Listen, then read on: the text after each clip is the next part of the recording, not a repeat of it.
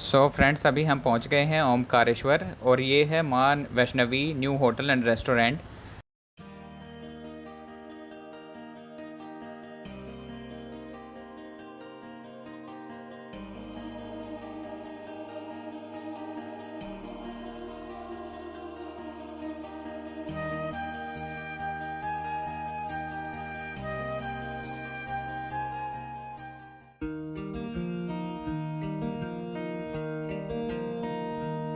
Hello friends and welcome to the channel once again.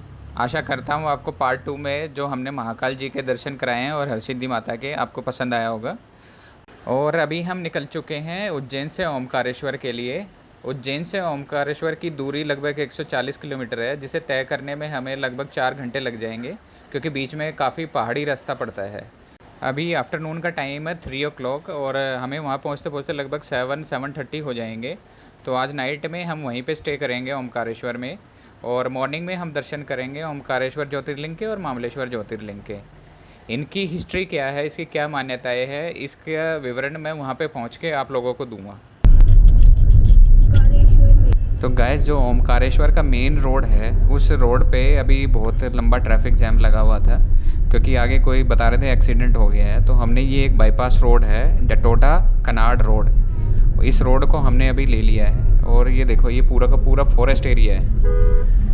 ये road main road से लगभग, जो ओमकारेश्वर का जो मेन रोड है उससे लगभग 12 किलोमीटर लंबा है।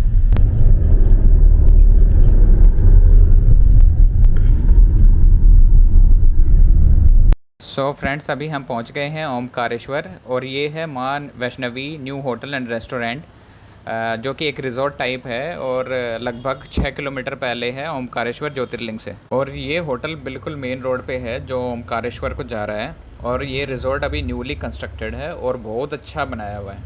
अभी मैं आपको लेके चलता हूँ अंदर की तरफ और दिखाता हूँ यहाँ के रूम्स कैसे हैं और कैसा एम्बियंस है। मॉर्निंग में मैं आपको यहाँ के ड्रोन शॉट्स भी आपको अभी भी ट्राई करूँगा और मॉर्निंग में भी ड्रोन शॉट्स लेके आपको दिखाता हूँ ये रिजॉर्ट कैसा है।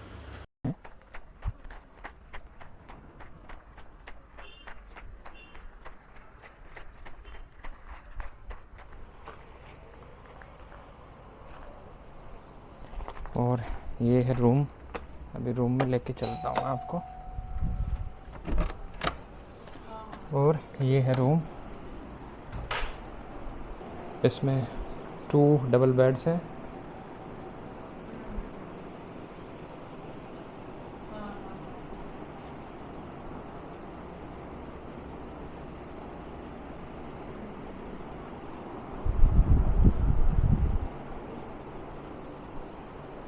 तो ये काफ़ी अच्छा रिजॉर्ट है।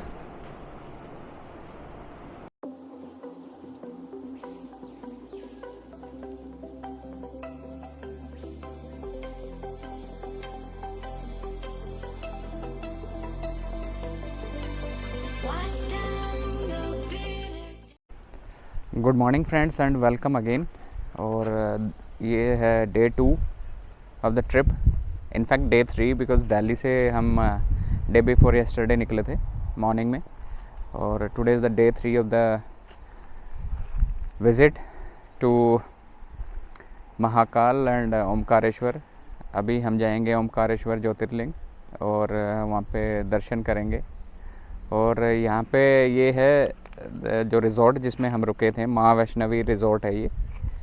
और मैं अभी आपको इसके ड्रोन के शॉट्स दिखाता हूँ।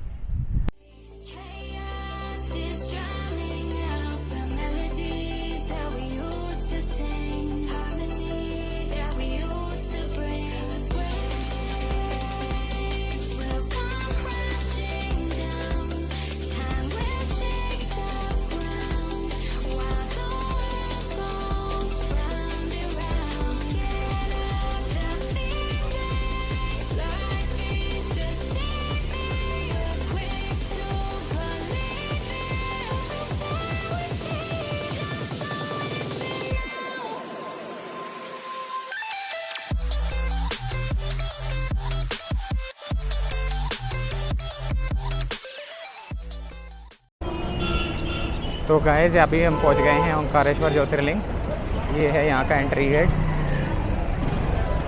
ये है यहाँ की मार्केट।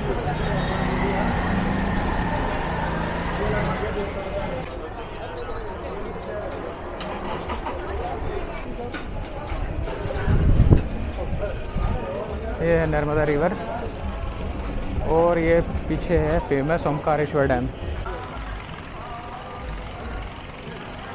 ओंकारेश्वर मंदिर भगवान शिव के 12 ज्योतिर्लिंगों में से एक भारत के मध्य प्रदेश के खंडवा जिले में नर्मदा नदी के तट पर मांधाता के प्राकृतिक रूप से ओम के आकार के द्वीप पर स्थित है।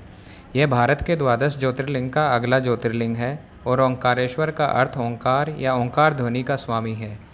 नर्मदा नदी के दक्षिण तट पर ओंकारेश्वर मंदिर के सामने मामलेश्वर मंदिर या अमरेश्वर मंदिर है, जिसका अर्थ है अमर का भगवान। यह मंदिर ओंकारेश्वर के समान महत्व रखता है और इसे ज्योतिर्लिंग मंदिर भी माना जाता है। स्कंद पुराण, वायु पुराण और शिव पुराण में स्थान का महत्व बताया गया है।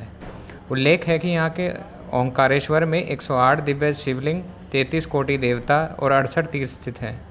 ऐसा माना जाता है कि ओंकारेश्वर ज्योतिर्लिंग प्रकृति में विभाजित है। ज्योतिर्लिंग का एक आधा हिस्सा ओंकारेश्वर मंदिर में और दूसरा आधा मामलेश्वर मंदिर में है। ओंकारेश्वर नर्मदा और कुबेरी नदी, इसे कावेरी नदी भी कहा जाता है, का मिलन स्थल भी है, जो स्थान को अत्यधिक पवित्र और निर्मल बनाता है। यह 2 पहाड़ियों से सुशोभित है, जिसके बीच नर्मदा नदी एक शांत कुंड बनाती है। माना जाता है कि ओंकारेश्वर मंदिर सतयुग के समय से ओम के आकार के द्वीप पर है और इस अवधि में कई बार पुनर्निर्माण किया गया है। 11वीं शताब्दी में परमारो और 19वीं शताब्दी में इंदौर के अहिल्याबाई होलकर जैसे विभिन्न शासकों द्वारा मंदिर का कई बार जीर्णोद्धार किया गया है। वर्तमान मंदिर में 5 मंजिल है और लिंगम पहले स्तर पर है। भगवान गणेश, भगवान कार्तिकेय और देवी पार्वती के लिए मंदिर है। मंदिर में कई खूबसूरत नक्काशी और चित्र हैं और इसकी वास्तुकला वास्तव में असाधारण है।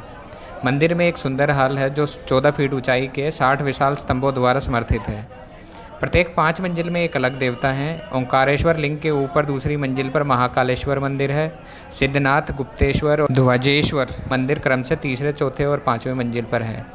यहाँ हर दिन 3 बार पूजा होती है। ट्रस्ट पुजारी सुबह करते हैं, सिंधिया के पुजारी दोपहर में और होलकर राज्य के पुजारी शाम को करते हैं।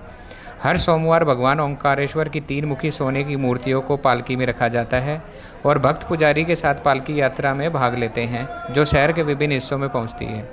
लघु रुद्र अभिषेक, महारुद्र अभिषेक, नर्मदा आरती आदि मंदिर में मनाए जाने वाले प्रमुख अनुष्ठान हैं। ओंकारेश्वर से जुड़ी विभिन्न कथाएं और लोक कथाएं हैं। उनमें से कुछ इस प्रकार है। पहला विंध्य से संबंधित है। विंध्यांचल पर्वत के देवता, जिन्होंने एक शिवलिंग तैयार किया था और अपनी आत्मा को पापों से शुद्ध करने के लिए भगवान शिव की पूजा शुरू की थी। भगवान शिव उनकी पूजा से प्रसन्न हुए और उनके सामने 2 रूपों में प्रकट हुए, ओंकारेश्वर और अमकारेश्वर। अन्य कथा बताती है कि राजा मांधाता भगवान श्री राम के पूर्वज थे, जिनसे द्वीप को जाना जा सकता है। राजा और उनके पुत्र अम्बरीश और मुचुकुंद भगवान शिव के सच्चे भक्त थे और उन्होंने बड़ी भक्ति के साथ पूजा की और इस प्रकार भगवान शिव प्रकट हुए और ज्योतिर्लिंग के रूप में प्रकट हुए। इस प्रकार ओंकारेश्वर मंदिर ओंकार मांधाता मंदिर के रूप में भी लोकप्रिय है। यह भी कहा जाता है कि भगवान कुबेर ने यहाँ भगवान शिव की घोर तपस्या की थी और यहाँ ओंकारेश्वर में शिवलिंग की स्थापना की थी। कुबेर ने भगवान शिव का वरदान प्राप्त किया और धन के स्वामी बन गए। ऐसा माना जाता है कि सतयुग में द्वीप ने एक विशाल जगमगाते रत्न का रूप धारण कर लिया था। त्रेता युग में यह सोने का पर्वत था, द्वापर युग में यह तांबे का था और कलयुग में इसने चट्टान का रूप धारण कर लिया था। ऐसा माना जाता है कि भगवान शिव पृथ्वी पर रात्रि विश्राम करने के बाद प्रतिदिन ओंकारेश्वर मामलेश्वर मंदिर में आते हैं, इसलिए मंदिर के पुजारी रोजाना भगवान शिव की शयन आरती करते हैं। अगले पार्ट में हम नर्मदा रिवर में बोटिंग करेंगे और मामलेश्वर ज्योतिर्लिंग के दर्शन करेंगे। अगर आपको ये पार्ट पसंद आया है तो please like and share this video and also subscribe to my channel Lalit Solanki the nature lover.